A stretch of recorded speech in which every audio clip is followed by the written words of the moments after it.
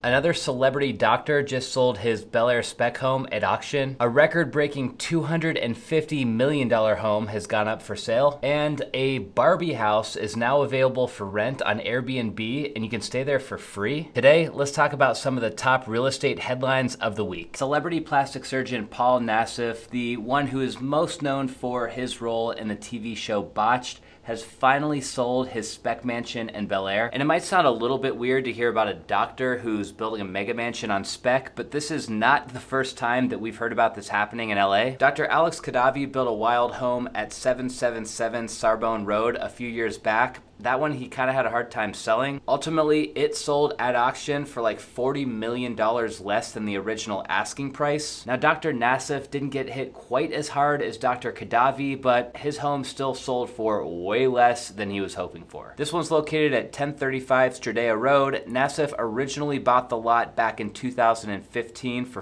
$4.9 million before going through a 5-year build-out of a modern mansion. He first listed it for sale in March of 2021 for $32 million.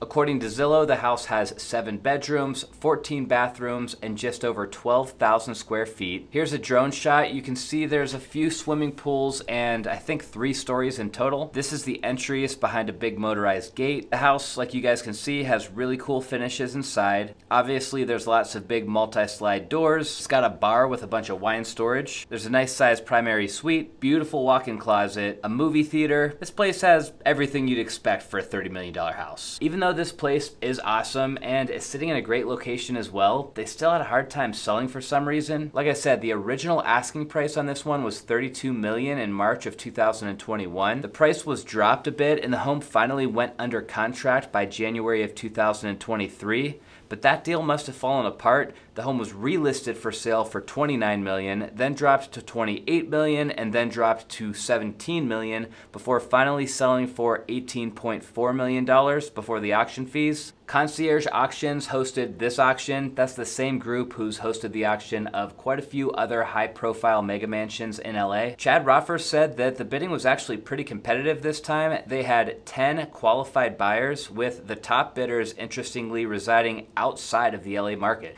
Lloyd Wright is one of the best American architects of our time, and of all of the homes that he designed over his career, only one still stands with an original owner. This owner's name is Roland Risley, and he definitely understands and appreciates the significance of being the last original occupant of a Lloyd Wright house. This home obviously is known as the Risley House. It's named after its owner, and it was completed in 1952, along with 120 other homes that Wright designed during the post-war housing boom. Mansion Global reported that the house, wrapped in flagstone, has actually needed very little maintenance during the 71 years that Risley has owned it, which is kind of surprising and a bit unusual, seeing that a lot of Lloyd Wright homes are actually known to be a bit high maintenance. What's really cool though is that he actually believes that living in this Lloyd Wright home is part of what has contributed to him having lived so long. Neurologists say that the awareness of beautiful surroundings reduces stress, and Risley says that he sees something beautiful in his home every day. What really sets this house apart is the location.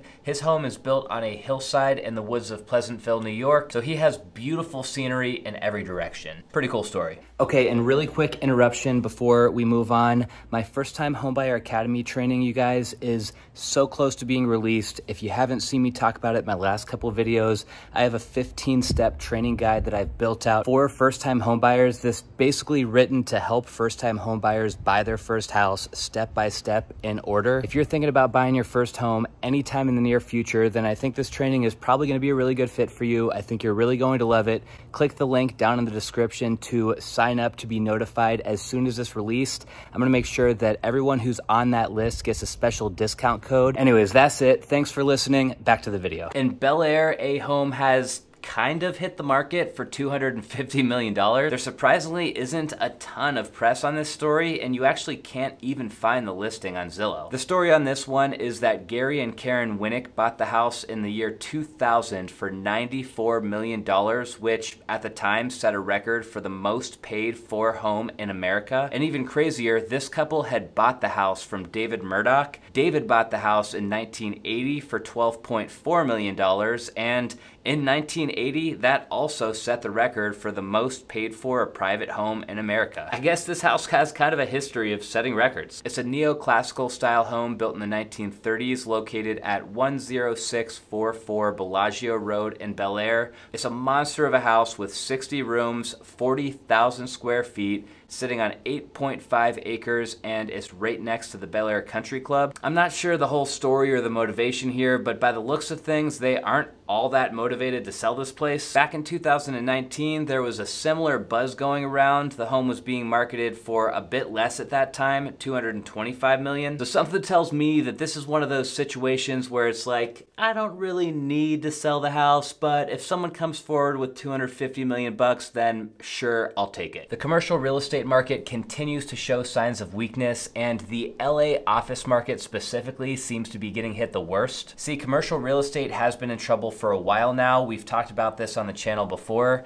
A combination of interest rates going up and commercial loans nearing their maturity date has really been putting pressure on the commercial property owners. But offices have been getting blasted even more, which is kind of a residual effect from the pandemic. There's just a ton of office space sitting vacant due to people continuing to work remote. Real Deal reported on one LA deal in particular that just demonstrates how bad this blow to the office market really is. In 2010, a building was bought called the Union Bank Plaza. It was basically a trophy asset with a strong location, great rents, and long-term leases. But fast forward to today, and that tower is sitting 40% vacant, and due to that vacancy, it just resold for $110 million.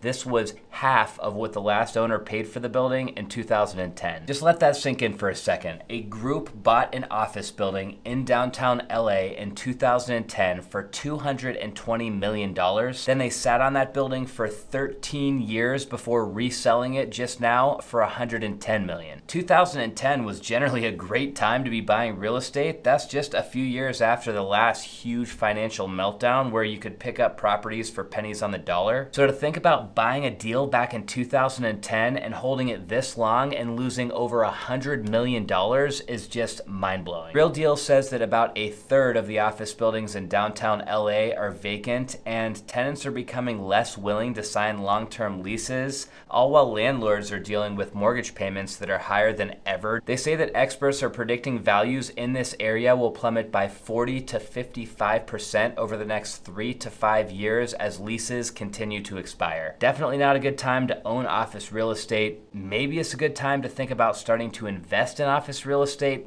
I don't know. In light of the Barbie movie that's coming out soon, there's a new home that's available for rent in Malibu, California that is really pink. The Airbnb listing describes this as a place with just one bedroom that can accommodate only 2 guests. The host of the listing is appropriately named Ken, and it says that he's teaming up with Airbnb to take over this Malibu dream house. Here's a drone shot of the house. It doesn't even look real, but yeah, I guess this is the house. Here's the bedroom that you'd be staying in. This is the closet, and from this shot you can see a peek of the ocean views in the background. It's got a dance floor area. Outside are some couches with what appears to be a fake fire pit. If you want to work out, there's a small gym. And over here, we've got an outdoor barbecue area. This place is getting a ton of publicity right now because Airbnb is actually offering a free 2-night stay here to help promote the movie. If you want to try to take a stab at getting a free stay at this place, you would go to the Airbnb listing on July 17th at 10 a.m. and give it your best shot. This would make for a pretty unique stay, and it's definitely in an amazing location, but I'm sure those 2 free nights are going to get booked up pretty fast, so if you go for it, best of luck. That's a wrap for today's episode, guys, and remember, if you are a first-time homebuyer or if anybody you know is a first-time homebuyer,